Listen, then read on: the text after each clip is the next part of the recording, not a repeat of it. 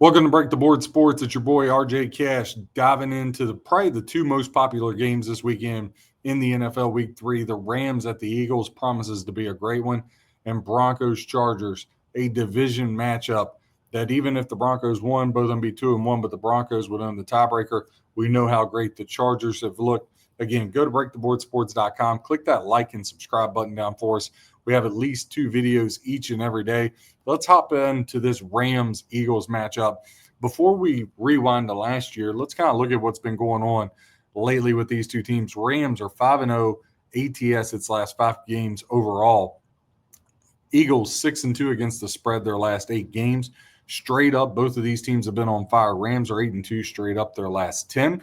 Eagles 8-0 straight up their last 8. Now, head-to-head, where does that fall to? Well, Rams haven't been very good. 1-9 straight up the last 10 meetings against the Philadelphia Eagles, and just 2-8 against the spread in that time frame.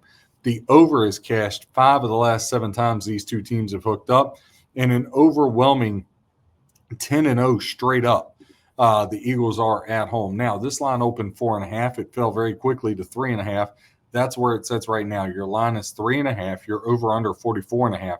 Right now, 46% of bets and 69% of the handle to the way of the Rams, 54% of bets to the Eagles, 31% of the handle to them.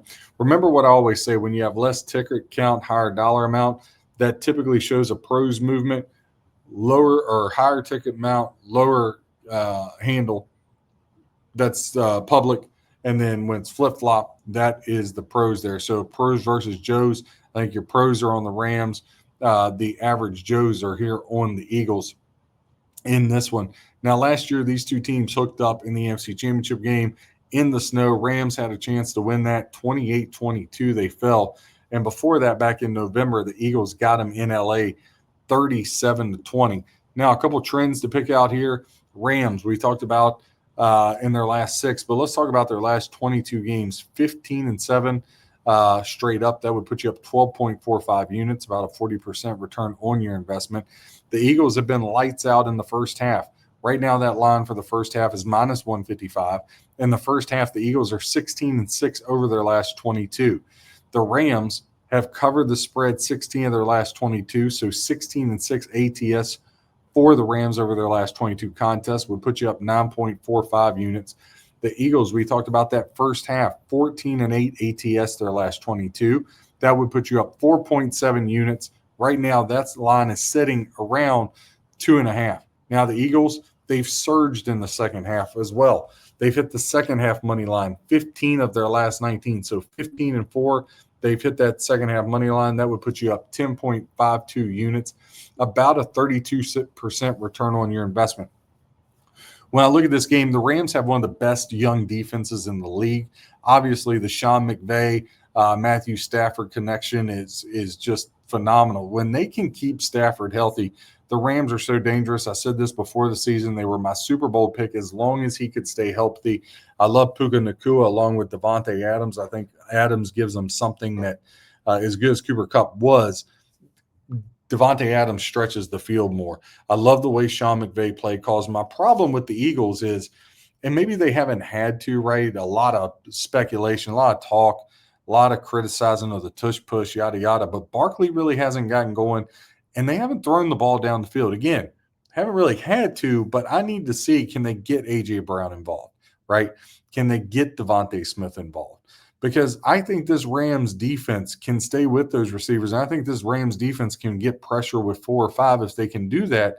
I don't know how much Jalen Hurts can throw the ball down the field. Look, when the Eagles are running Barkley and they're throwing the little screens and they got Goddard underneath, opens everything up. Let's be real. The Dallas Cowboys aren't a good team. They almost beat the Eagles. The Washington Redskins, I think they're taking a step back. That's my team, and I said that before the year. And the Eagles had their moments, right? Even with the Giants in the division, you saw them. So the division is weak that the Eagles are in. The Cowboys are down. And then last week, the Eagles, you can say if Travis Kelce catches that pass like he should, the Chiefs probably win that game, or at least it looks a whole lot different. I think the Eagles have flirted with danger. They could easily be 0-2. The Rams, there's been no doubt with them. I would say take the 3.5 with the Rams here on a best bet. I think that's the only way you can go in this one. Next one, Denver catching 3 at the Chargers. Chargers, 80% of bets compared to 20% of bets for the Broncos. 88% of the handle. Everybody loves the Chargers, rightfully so. They've probably been one of the 3 or 4 best teams in the league behind your Packers and your Rams. I think the Colts are getting too much love, but the Chargers have been right there, probably second or third best, most impressive team in the league. So I get them getting 88% the handle compared to just 12% for Denver. But I think Denver didn't play very well against Tennessee. They got robbed last week with the Colts with that Bush League call that they really need to get rid of that whole leveraging thing. That's a horrible call in our league. And so I think this really a division rivalry. Chargers don't have much of a home field advantage. I think you see Sean Payton's play calling get better with Bo Nix. Denver has ran the ball well, but now this will be the best defense by far the Chargers have seen. Denver, though, they've struggled against the spread. 1-5 ATS their last 6, and just 2-4 straight up. They're 1-6 on the road, but again, I don't really constitute this as a big home field advantage for the Chargers. Now, where Denver's defense comes in is these two teams hook up. 10 of the last 12 have went under the total. I feel like that bodes well for Denver. They're going to want to run the ball and play really good defense. Justin Herbert's been electric. 5-1 straight up over his last 6 outings. He's looked incredibly sharp. He's been able to take off when he's needed to take off. Right now, if I'm talking about a coach of the year, it's got to be Jim Harbaugh. And let me tell you something. Jim Harbaugh probably needs even more credit than that, to be honest with you.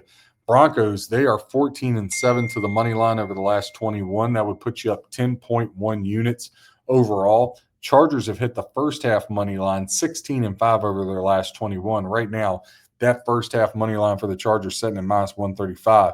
If you had been following that trend, again, 16-5 Chargers first half money line, you'd be up 10.65 units, about a 30% return on your investment. We talked about that. Under's been cashing 10 of the last 12 when these teams hook up.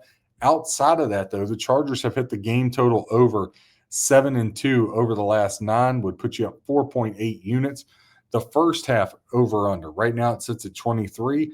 The Broncos have went over that. 15 of the last 20 would put you up 9 units, about a 38% return on your investment. Now, listen, the Chargers won both of these meetings last year. Each of those meetings were by 7 points.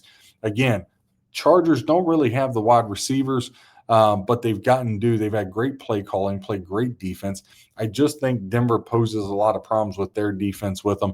I love getting Bo Nix on the edge. Denver really hasn't did that. They've let Bo Nix sit in the pocket, and I really think that's a detriment to what they really want to get accomplished. However, one of my 6-pack free best bets plays I gave out was the Denver Broncos plus the 3. So in this case, we're going to go Rams plus 3.5. If you can catch a 4, definitely take it. And Broncos plus 3. These 2 best games on Sunday, Broncos and Chargers, Rams and Eagles. Let's take the dog in both of them. Make sure you get the 3 with Denver, though. That's extremely important. Again, I'm RJ Cash. Click like, hit that subscribe. Always bringing you content. Our goal is to help you become a better handicapper. Go to breaktheboardsports.com. Totally free. That note blog section. Print off those betting notes for all the NFL games. Look over them. Help use those to help you make your own bets.